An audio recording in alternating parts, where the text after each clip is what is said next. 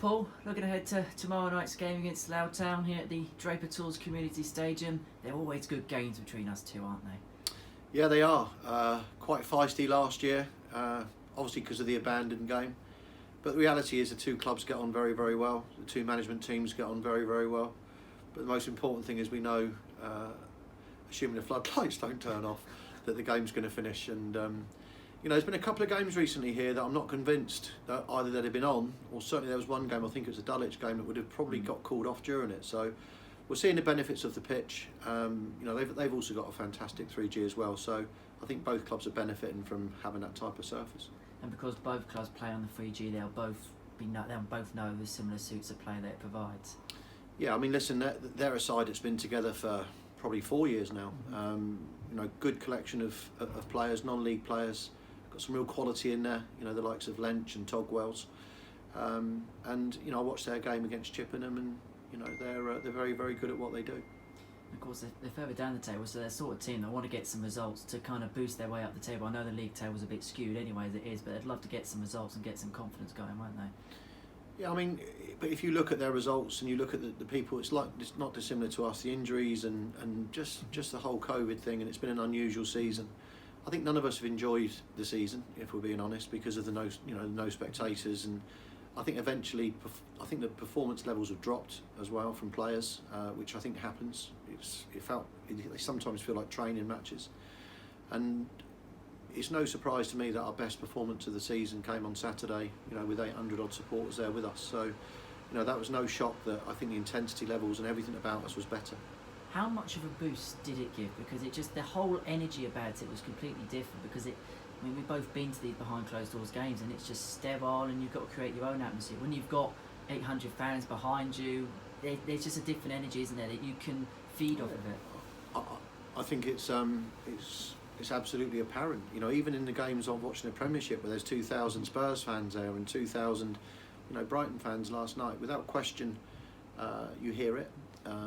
And for us on Saturday, when we just came out and you heard the roar, when we scored, you heard the roar. You heard referees' questions, decisions being questioned, and it's all the stuff that players want to play in front of a crowd, the management want to play in front of a crowd. So, as I said, it's no shock to me that our best performance, and what I'd call a proper Havant performance, came on the back of us having 800 supporters here.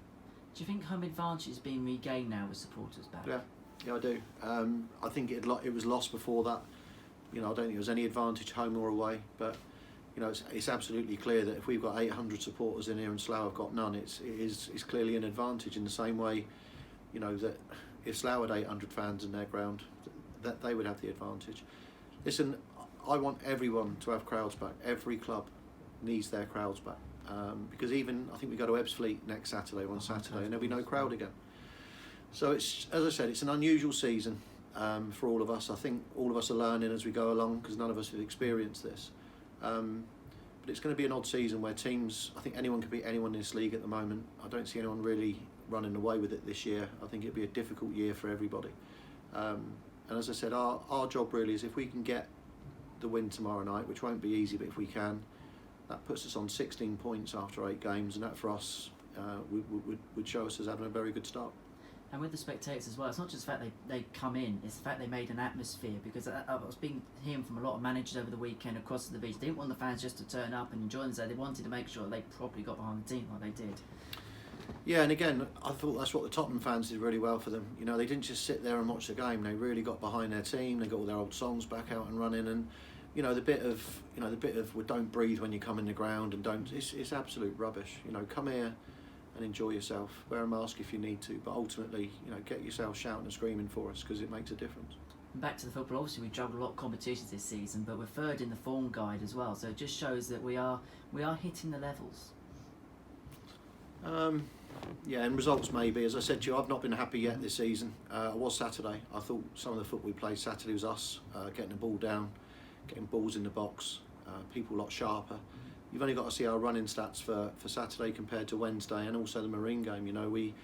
We were up massively on our running stats, and again, I genuinely believe that players have run a bit harder there because there was a crowd to run to. It's quite bizarre, but I can't question most of Saturday. It was very, very good. I've rewatched it, and it was still very, very good. The only disappointment was conceding that goal in the last 5 minutes, which normally we're very good at defending set pieces. So that's what we've been working on again today. You know, we know that they've got a long throw from Hollis that is going to come in from both sides. They're very good on their corners and set pieces, and that's what we've been working on today, is to try and make sure that we're geared up for that. And of course, the confidence on Saturday will breathe through into tomorrow night's game. And when you do win, you have the games on the bounce. You have that great feeling about you, which only winning can provide. Yeah, and we're not there yet. You know, we've won one game, and that's the point that we made to them today. The standards that they reached for that one game have got to be hopefully regular standards. You won't always get that in football because they're not robots. But yeah, it's important we hit those same levels tomorrow, and then we go on to Saturday and produce them, because we do need to start producing football and levels of performance, not just 1 week. And that's the challenge that's probably going to be set to them over this next 2 or 3 weeks. Can we maintain the levels of Saturday? As you say, there's a lot of games between that period, so if you can get that consistency over that period, it does set you in good stead going up into Christmas and beyond into the new year. Yeah, and you also look at the trophy this year, and you target.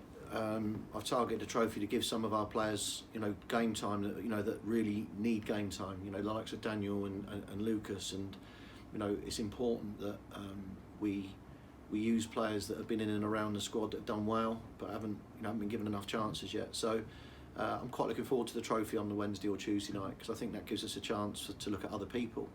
We're also very close to bringing in 2 players as well next week to liven the squad up and to give more competition to the squad. We've really only got 17, 18 at the minute, and I think that the two players we've got coming in, hopefully for the weekend, will really add to the quality of the squad and give us more competition and depth in what is 10 games in 28 days, I think. Just going to mention, how important is that squad depth going to be, because we've spoken about it so many times, there's so many games in such a truncated season.